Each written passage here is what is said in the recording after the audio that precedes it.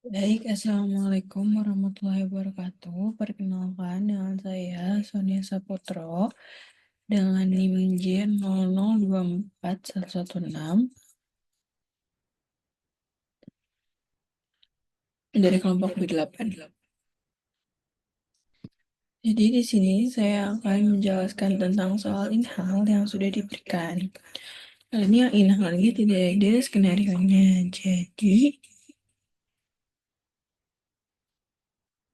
kita ini langsung ke penjelasan aja. Jadi soalnya itu jelaskan tentang medulla spinalis. Jadi di sini saya akan menjelaskan tentang medulla spinalis.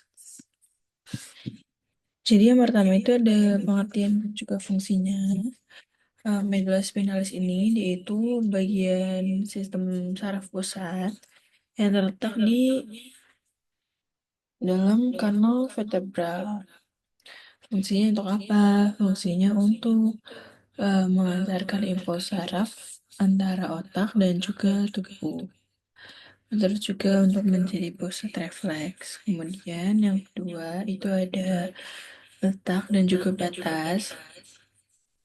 Yang superior atau yang atas ini dia itu berlanjut dari medulla oblongata ke foramen magnum atau tulang occipital. Kemudian yang inferior atau yang bawah dia ini berakhir di vertebra lumbal 1 dan juga lumbal 2 pada orang dewasa. Terus di bawah lumbal 1 dan 2 itu ada terdapat cauda equina atau itu bekas akar sarafnya yang spinalis itu yang menjulur ke bawah. Terus terletak dan batas. Terus yang ketiga itu ada struktur luarnya nih. Sebelum kita ke dalam, kita ke luarnya dulu. Kok? Struktur luarnya dulu. Jadi struktur luarnya ini dia punya sulcus medianus anterior dan juga posterior. Alur di bagian depan dan belakang medulla spinalis. Terus ada visura mediana yang anterior. Dan ini celah lebih dalamnya dari bagian anterior. Kemudian ada intum meschanthia yang cervicalis dan juga yang lumbalis. Yaitu penebalan di segmen cervical dan lumbal karena banyaknya saraf untuk ekstremitas. Terus yang keempat itu ada conus medullaris. Jadi itu ujung runcingnya dari si medulla spinalis itu setara sama lumbal 1 dan sampai lumbal 2. Terus ada filum terminale, yaitu jaringan ikat yang menstabilkan medulla spinalis ke tulang ekor. Kemudian ada cauda equina yang tadi sudah disebutkan. Yaitu saraf akar yang menggantung dari medulla di bawah konus medullaris.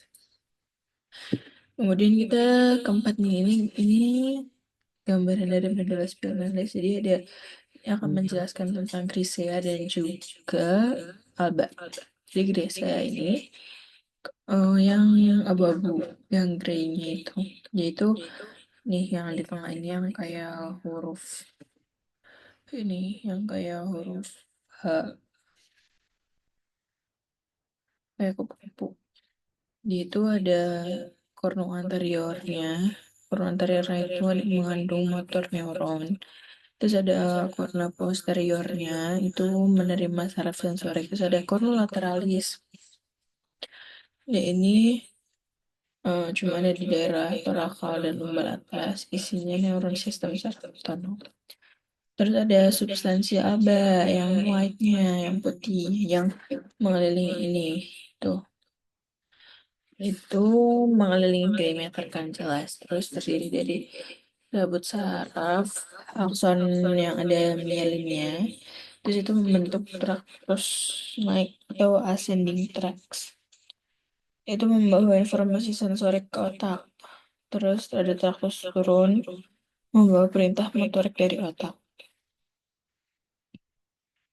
Terus yang kelima ada akar dan saraf spinalnya. Yang pertama ada radix dorsalis, akar posterior itu membawa informasi sensorik ke medula spinalis. Terus ada radix yang ventralis, itu membawa impuls motorik keluar dari medula spinalis. Terus ada ganglion spinal yang terletak pada radix dorsalis, itu berisi badan neurosensorik. Terus ada saraf spinal juga, dia itu gabungan radix dorsalis sama ventralis keluar dari foramen invertebralis.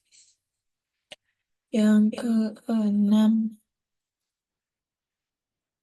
yaitu ada lapisan pelindungnya atau meninges spinalis, yaitu dari luar ke dalam ada dura mater, arachnoid mater, sama pia mater.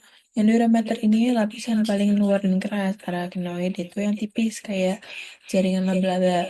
Terus ada pia mater, dia itu menempel langsung pada medulla spinalis. Terus di antara meninges ini ada ruang namanya subarachnoid.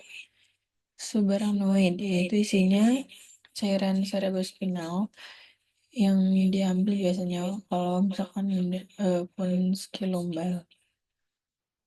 Sudah. Baik, sekian presentasi saya tentang medulla spinalis. Kurang lebihnya mohon maaf. Assalamualaikum warahmatullahi wabarakatuh.